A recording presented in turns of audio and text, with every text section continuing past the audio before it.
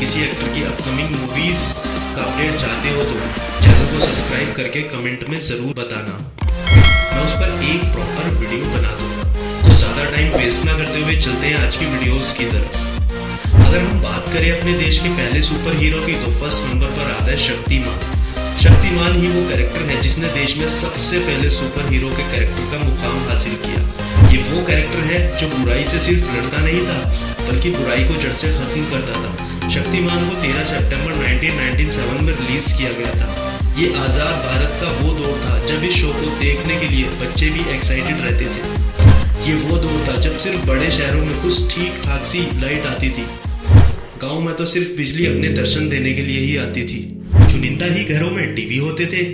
अधिकतर लोग टीवी देखने के लिए अपने पड़ोसी या फिर दोस्त के घर पर जाया करते थे और टीवी पर सिर्फ 2 ही चैनल आते थे, पहला डीडी न्यूज और दूसरा दूरदर्शन।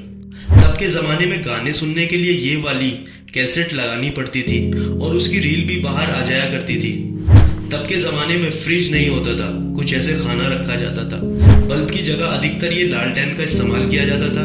आज के ज़माने में बच्चे 10 रुपए लेकर भी खुश नहीं हैं। उस जमाने में 20 पैसे मिलने पर ही अलग खुशी होती थी। शुरुआत में टीवी कुछ ऐसे हुआ करते थे और बच्चे ये पटाखे वाली बंदूक चलाया करते थे और टीवी देखने के लिए एंटीना घुमाना पड़ता था। फोटो खिंचाने के लिए कैमरा तो था लेकिन कैमरे में सेल और रील डालनी पड़ती थी, मगर उस वक्त की बात ही कुछ अलग थी।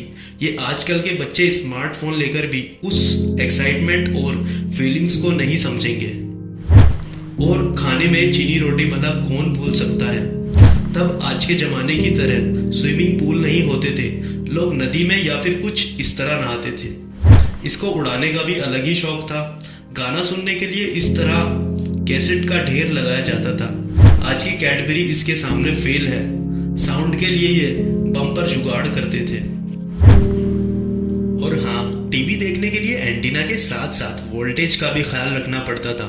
उस दौर में सभी एक साथ टीवी देखते थे। आज की तरह सब अलग अलग स्मार्टफोन नहीं चलाते थे। तब दोस्त हुआ करते थे और सभी एक साथ खेला करते थे। आज की तरह सब अकेले अकेले और अलग अलग नहीं रहते थे। 1990 का दौर किसे किसे याद है मुझे कमेंट में जरूर बताना। और इसी दौर में टीवी पर आना शुरू हुआ देश का पहला सुपर हीरो शो शक्तिमान। उस दौर में शक्तिमान बहुत ही पॉपुलर था। शक्तिमान के आते ही टीवी के सामने भीड़ लग जाती थी। शक्तिमान में हमको लीड रोल में मुकेश खन्ना देखने के लिए मिले थे और इस शो के प्रोड्यूसर भी मुकेश खन्ना ही थे। इस शो का एक ही सीजन आया था जिसके 520 एपिसोड बनाए गए। साथ ही आपको याद हो तो मुकेश खन्ना एक गंगाधर नाम का भी रोल प्ले करते थे जो कि एक न्यूज रिपोर्टर होते थे। ये शो उस दौर में सैटरडे की सुबह और मंगलवार की शाम को आता था।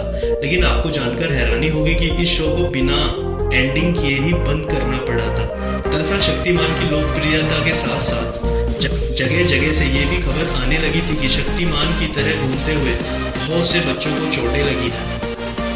इसी के चलते शो को बंद करने की मांगे होने लगी। हालांकि कुछ ऐसा साबित नहीं हुआ, लेकिन बच्चों के घायल होने की खबरें सही नहीं थी। ना ही इस वजह से शो को बंद किया गया था। इस शो के प्रोड्यूसर और एक्टर ने बताया कि जब ये शो आना शुरू हुआ तो उस दौर में किसी भी सीरियल के 26 या फिर ज़्यादा से ज़्यादा 52 एपिसोड ही होते थे। शुरू में ये शो शनिवार सुबह और मंगलवार को रात 10:30 बजे दिखाया जाता था। तब इसके पहले 200 एपिसोड की कीमत 3,80,000 रुपये थी। फिर इसको टीवी चैनल वालों ने संडे के दिन टीवी पर दिखाने का फैसला लिया, लेकिन दिन संडे का होने की वजह से इस शो को ब्रॉडकास्ट करने की कीमत 3,80,000 से बढ़कर 7,80,000 रुपये कर दी गई, जिसको लेकर मुकेश खन्ना काफ़ी ज़्यादा दुखी हुए। लेकिन फिर भी ये शो टीवी पर आता रहा। बाद में इसकी फीस को 10,80,000 रुपये कर दिया गया, जिसको लेकर शो के प्रोड्यूसर मुकेश खन्ना ने कहा कि ये तो सफलता की कीमत चुकाने जैसा है और अंत में इस शो को बंद करना पड़ा। लेकिन फाइनली अब सोनी पिक्चर ने अनाउंस किया है कि वो शक्तिमान को लेकर फिल्म बनाने वाले हैं। इस फिल्म को 3 पार्ट में रिलीज किया जाएगा। इसको मुकेश खन्ना को साथ में लेकर प्रोड्यूस किया जाएगा। सोनी पिक्चर ने इसी साल में एक टीजर जारी किया था।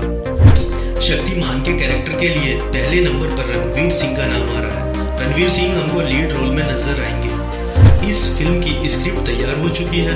बहुत जल्द इसके ट्रेलर को रिलीज किया जाएगा।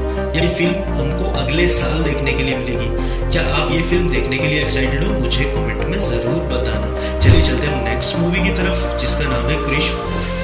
क्रिश के फर्स्ट चैप्टर को 2006 में रिलीज किया गया था, जिसको राकेश रोशन ने डायरेक्ट किया था। ये फिल्म एक एक्शन सुपर हीरो मूवी थी जो कि बॉक्स ऑफिस पर सुपर हिट साबित हुई। इस फिल्म ने उस दौर में 126 करोड़ रुपए की कमाई की और 2006 के हिसाब से ये बहुत बड़ा अमाउंट था। उसके बाद क्रिस 2 अता पता लापता रही। फिर सन 2023 में क्रिस 3 को रिलीज किया गया। ये फिल्म एक साइंस फिक्शन एक्शन मूवी थी। इस फिल्म को 95 करोड़ के बजट में बनाया गया था और इस फिल्म ने 393 करोड़ रुपए की कमाई की और ये फिल्म भी बॉक्स ऑफिस पर ब्लॉकबस्टर साबित हुई। इस फिल्म में हमको ऋतिक रोशन के साथ साथ विवेक ओबराय और कंगना रनौत भी नजर आई थी। इसके दोनों चैप्टर की सक्सेस के बाद मेकर्स ने इसके 4th चैप्टर को बनाने का फैसला लिया है। इस फिल्म में हमको ऋतिक के साथ साथ नोरा फतेही, आर माधवन, विवेक ओबराय और एक्टिंग किंग नवाजुद्दीन सिद्दीकी, अमिताभ बच्चन और गुलशन ग्रोवर भी देखने के लिए मिलेंगे। आप फिल्म के स्टार कास्ट से अंदाजा लगा सकते हो कि फिल्म कितनी जबरदस्त होने वाली है। मैं तो इस फिल्म के लिए बहुत ही ज्यादा एक्साइटेड हूँ। क्या आप एक्साइटेड हो? मुझे कमेंट में जरूर बताना। अगर आप भी किसी टॉपिक पर या फिर एक्टर पर वीडियो बनवाना चाहते हो तो मुझे कमेंट में जरूर बता देना। वीडियो को कर दो लाइक, चैनल को कर दो सब्सक्राइब। आज के लिए बस इतना ही। मिलते हैं किसी और अमेजिंग इन्फॉर्मेटिव नेक्स्ट वीडियो में। तब तक के लिए